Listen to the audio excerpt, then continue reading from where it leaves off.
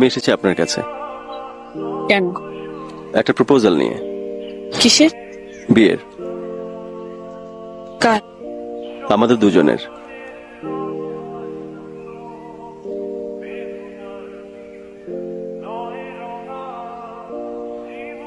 আর কিছু?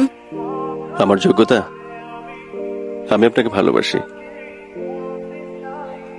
এই যোগ্যতায় আমাদের দুজনের কি এক হওয়া সম্ভব?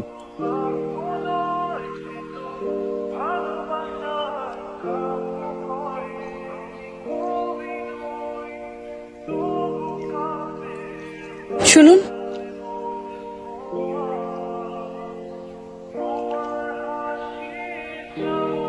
আমার ফুল আপনি কাকে দেবেন?